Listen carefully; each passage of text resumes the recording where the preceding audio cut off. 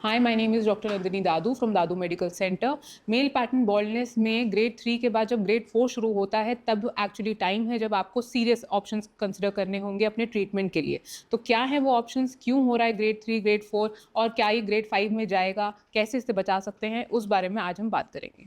अक्सर मेरे पास ओपीडी में पेशेंट्स आते हैं, मेल्स आते हैं और उनका हेयर फॉल बहुत ज़्यादा हो रहा होता है एंड यही कंप्लेंट रहती है कि हमने इतना सब कुछ ट्राई कर लिया, हम पीआरपी, जीएफसी करा रहे हैं, हमने मिनॉक्सिडिल लगा लिया, सब कुछ कर लिया, लेकिन हेयर फॉल नहीं रुक रहा और अब धीरे-धीरे पैचेस ज़्यादा स्कैल्प पे दिखने लग रहे हैं।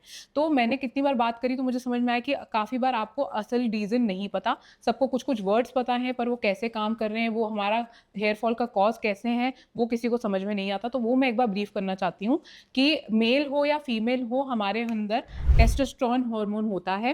टेस्टोस्टेरोन जो आपका होता है वो रोज़ आपका 10% डीएचटी में जाके कन्वर्ट होता है 5 अल्फा रिडक्टेज एंजाइम की वजह से। उसके बाद जब ये डीएचटी आपका कन्वर्ट होता है, जो आपकी हेयर रूट होती है उसमें से एक अच्छा मोटा बाल निकल रहा होता है। लेकिन उस बाल के पास एक रिसेप्टर होता है जिस पे जाके डीएचटी चिपकता है और धीरे-धीरे इस बाल को पतला करता चला जाता है और धीरे-धीरे ये रूट आपकी गायब हो जाती है।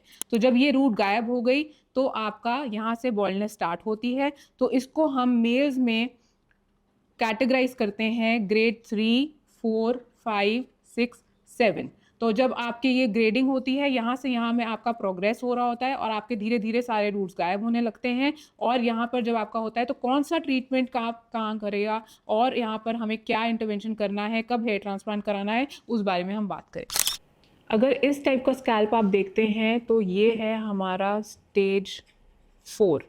अब 4 और 3 में क्या फ़र्क है कि यहाँ पर डेफ़िनेटली आपकी हेयर लाइन तो पीछे गई ही है और साथ में वर्टेक्स से भी आपके ग्राफ्ट जा चुके हैं। तो इसे हम बोलते हैं ग्रेड 4। ग्रेड 4 में और एक चीज़ जो होती है वो ये है कि ये आपका मिड स्कैल्प है। मिड स्कैल्प से भी डेंसिटी कम होने लगती है क्योंकि अब ये नेक्स्ट ग्रेड 5 की तरफ जा रहा है, तो धीरे-धीरे ये वाली पट्टी भी आपकी कम हो जाएगी और ये पूरा खाली हो जाएगा। सो ग्रेड 4 में आपको क्या करना है, ग्रेड 4 में डेफ़िनेटली अगर आप बोलोगे कि हम ट्रीटमेंट्स कर रहे हैं और ट्रीटमेंट से मुझे कोई फ़र्क नहीं दिख रहा, तो ये हो सकता है क्योंकि ट्रीटमेंट्स अगेन जो आपके पीआरपी या जीएफसी टाइप के ट्रीटमेंट अगर आप कुछ भी लेते हैं, तो वो इन बालों पे काम कर रहा है जो ऑलरेडी हैं, इनको बचा लेगा, इनकी फर्दर थिनिंग नहीं होने देगा। लेकिन अगर आप बोलें डेफ़िनेट ट्रीटमेंट क्या है, डेफ़िनेट ट्रीटमेंट ये है कि एक तो यहाँ पर फिनेस्ट्राइड जैसी दवाई का यानी कि आपका जो डीएचटी ब्लॉकर है वो उसका रोल काफ़ी बढ़ जाता है क्योंकि अगर हमें इनको बचाना है तो। दूसरी चीज़ है मिनॉक्सिडिल आप शुरू कर सकते हैं क्योंकि मिनॉक्सिडिल भी इन बालों को बचाएगा, साथ-साथ यहाँ पर कुछ भी ग्राफ्ट्स होंगे तो उनको ट्रिगर देगा।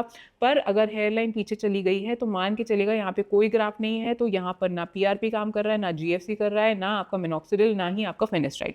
तो ये सारी चीज़ें इन हेयर लाइन के बालों के लिए तो डेफ़िनेटली नहीं है। इसके अलावा आप बोलेंगे कि क्या करना है, तो hair transplant is the only option here. अगर आपको अपना डेंसिटी इम्प्रूव करना है, लुक इम्प्रूव करना है और अपना लुक वापस चाहिए। अब हेयर ट्रांसप्लांट जब हम यहाँ पे करेंगे तो डेफिनेटली अगेन हम आपकी हेयर लाइन को बेटर करेंगे, तो ये मुझे कवर करना है। इस एरिया में मैं ग्राफ्ट लगाऊंगी, इस एरिया और इस एरिया की डेंसिटी उतनी बराबर होनी पड़ेगी कि ये इन वाले एरियाज़ की डेंसिटी को मैच करा जा सके।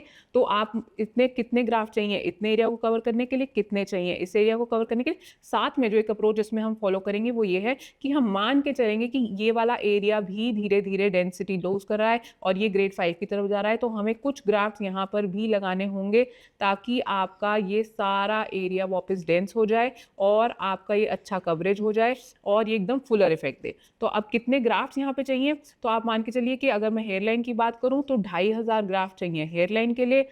1500 ग्राफ्ट आप मान लीजिए कि इसके लिए चाहिए, जो कि आपके मिड स्कैल्प तक हम कवर कर सकते हैं। तो ये सारा एरिया और ये सारा एरिया मिला के लगभग 4500 तक आप मान के चलिए कि एक अच्छी डेंसिटी के लिए चाहिए, जिसमें कि अगेन आपको फ़ायदा तब होगा अगर आपका डोनर बहुत अच्छा है। डोनर अच्छा होने का मतलब जैसे किसी में से एक बाल निकल रहा हो, किसी में से 2, किसी में से 3, किसी में से 4। तो अगर ये चारों टाइप के ग्राफ्ट हमें मिल जाते हैं तो हमें बहुत अच्छी डेंसिटी यहाँ पर दे सकते हैं, फुलर इफेक्ट। और साथ में लेकिन येस, आपको अपने ट्रीटमेंट्स का ज़रूर इस्तेमाल करते रहना है क्योंकि हमें ना ही सिर्फ इन वाले बालों को डेंसिटी इंप्रूवमेंट देनी है बल्कि इन बालों को बचाने में भी उतनी मेहनत करनी है।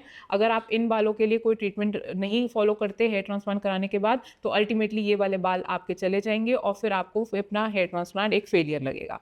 तो अगर आप अपना रिजल्ट अच्छा चाहते हैं तो hair transplant with treatment option आप फॉलो करेंगे इस डेंसिटी के लिए। हेल्थ कंडीशन सिमिलर है और आपको भी वैल्यूएशन की ज़रूरत है समझने के लिए कि मेरे लिए कौन सा ट्रीटमेंट सही रहेगा, मैं हेयर ट्रांसप्लांट का कैंडिडेट हूँ या नहीं, तो आप हमसे कनेक्ट कर सकते हैं।